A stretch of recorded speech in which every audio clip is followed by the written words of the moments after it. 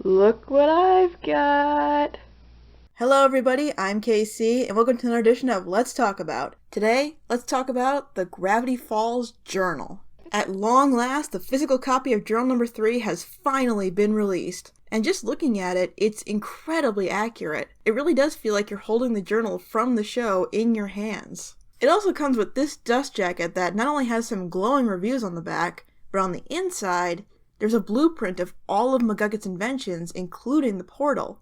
But anyway, back to the book. The first few pages are pretty much what we saw in the show, and while there are other familiar entries throughout, there's also tons of new entries and stories in here. So I'm going to jump to scans of the book and go over some of the larger entries rather than analyzing every single interesting thing about this book, or we'll be here all day. So I'm going to try my best to go in order here so you'll know where to stop the video if you haven't read the whole book yet. The first section of the journal catalogs many mythical creatures and anomalies that Ford studied in Gravity Falls before he started constructing the portal. In true Gravity Falls fashion, the entries range from the intriguing and creative to the downright bizarre. Though is it me, or does some of these sound like rejected Pokemon?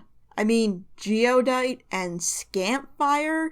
I refuse to believe Scampfire wasn't found on the cutting room floor at Game Freak. As cool as it is to see so many new creatures from Gravity Falls, I really want to know what Ford's criteria is for something worth studying. There's a page dedicated to hybrid creatures where we're introduced to the Hoctopus, or as I've called it, one of the coolest things I've ever seen. I mean, it looks like a Lovecraftian messenger bird, but according to the journal, it's too stupid to study.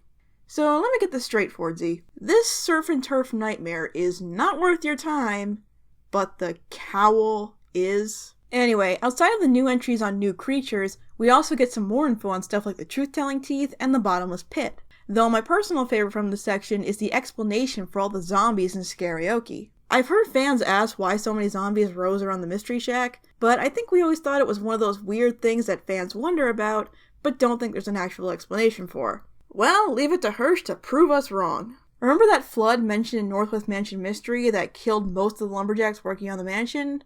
Well, here's where they ended up. Personally, I think this is a brilliant connection to make, but I find myself once again bewildered trying to figure out how they got this past the censors. But that's not all this book has to offer. Here's where we come to when Bill gave Ford the idea to build the portal, and for me, this is where it gets really interesting. When Ford invites McGucket to Gravity Falls, this is where the journal becomes more of a narrative rather than just a bunch of random entries. For me, this section was probably the most fun to read.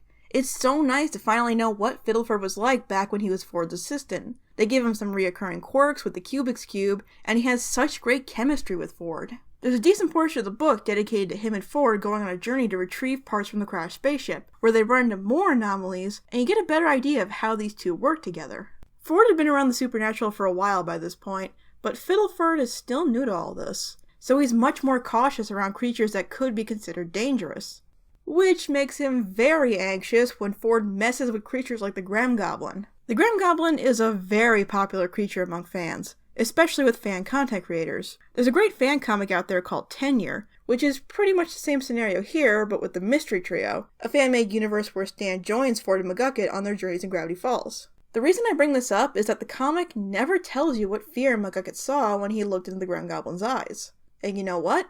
The journal doesn't either. And while I'd love to know what he saw, it's much more effective to keep it a mystery, because in both stories, you can tell how badly it affected him, especially what the journal says he's willing to do, to forget it. I actually didn't think Fiddleford had the memory gun while he was still working with Ford. I always thought he built it after the failed portal test. But once again, I am proven wrong. And Fiddleford was apparently kind of careless when he first had it, since the only way he and Ford were able to build the bunker was to hire people to help them, and then erase their memories.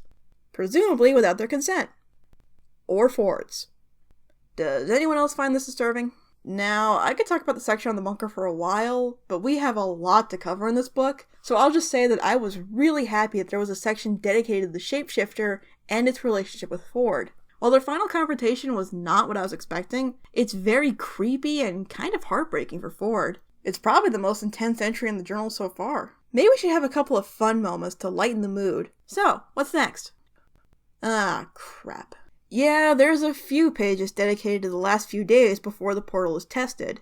And the thing that's most prominent in these pages is just how much influence Bill had over Ford. I mean, we all knew it was bad, but this is unsettling. At this point, Bill has fed Ford's curiosity and hubris so much that it's been replaced with an enormous sense of self-righteousness. He ignores every warning put in front of him, including from his best friend, because Bill has him right in the palm of his hand. And just like in the show, when Ford discovers Bill's true motives, everything comes crashing down. Which is expressed on this page that will forever haunt my nightmares. And as it turns out, that red stuff splattered on Bill Cipher's page was blood. Apparently it came from Ford's eye as a residual effect from being possessed by Bill so much. Everyone always said that it was blood, but I thought it was leaking ink from, the red pen he's using to scribble all over this page.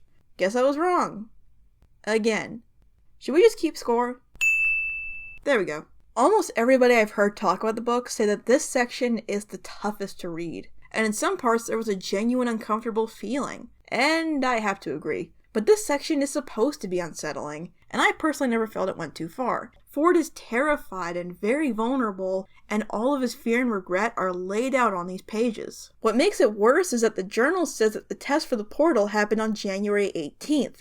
So since it was snowing when Stan arrived in Gravity Falls, that means Ford sinking into sleep-deprived paranoia and desperation deep enough to contact Stan at all was only a matter of weeks instead of months. All of this ends with the infamous Trust No One page, and Ford is left to wait for Stan. But that doesn't mean the story is over. Remember when Dipper started writing in the journal in the first episode?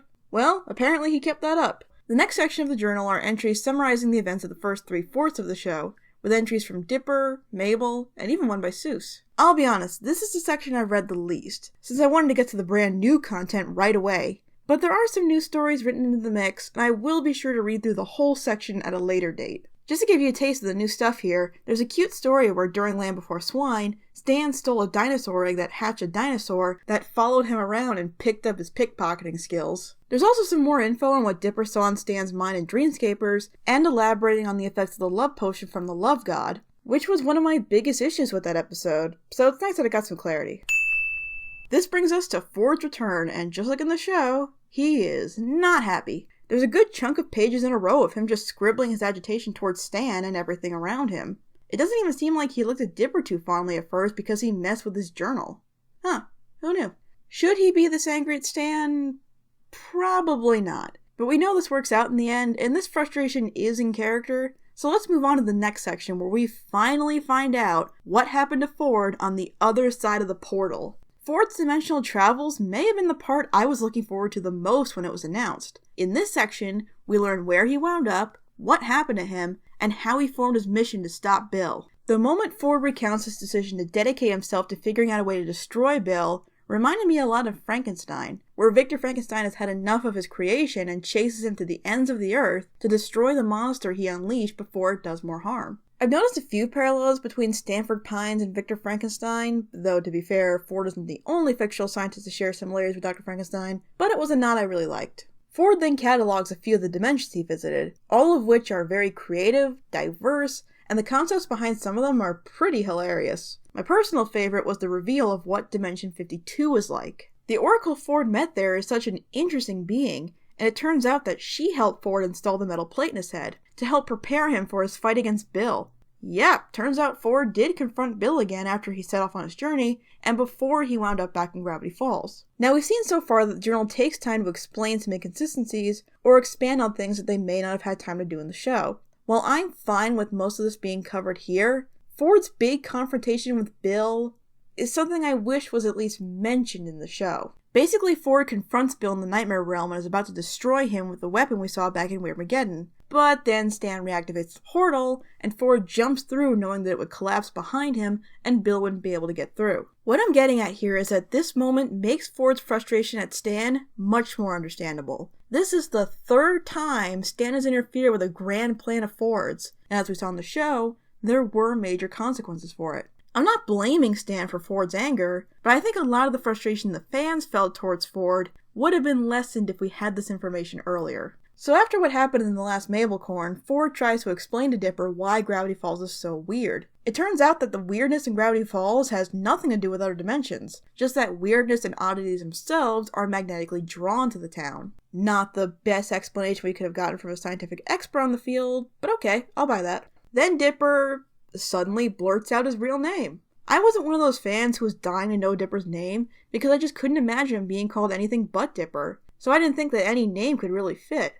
But actually, I like it. Now let's talk about the final section, which covers what happened after Weirdmageddon. Dipper retells the story and even gives us some more insight on how Stan recovered his memory and what the process was. I've said before that I don't mind how Stan's memory was fixed, or that it was fixed at all, but I do like these extra details about how the effects of the memory gun work and how dedicated the rest of the family was to helping him.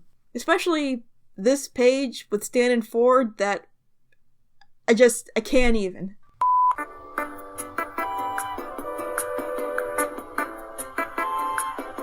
Just gonna hold these feels in a little longer. We're almost at the end.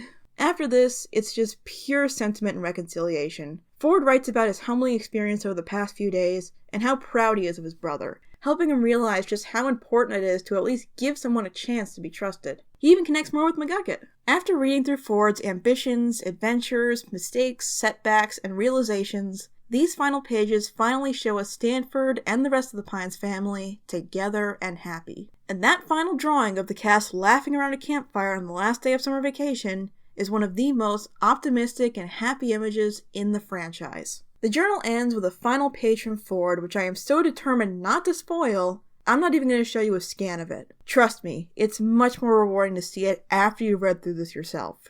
Overall, like the show itself, this book is an amazing experience. There's the same balance of mystery and humor that has become commonplace with Gravity Falls. That's why I said I couldn't go through every single interesting thing in the book, because there's just so much of it. Not to mention getting more insight into characters we know and love that we just didn't have time for in the show. There were so many lines that had me laughing out loud, and so many clever connections and parallels to the show. This is something every Gravity Falls fan, dedicated or casual, will certainly enjoy. If you've somehow gotten this far in the video and haven't gotten the journal yet, I highly recommend you do.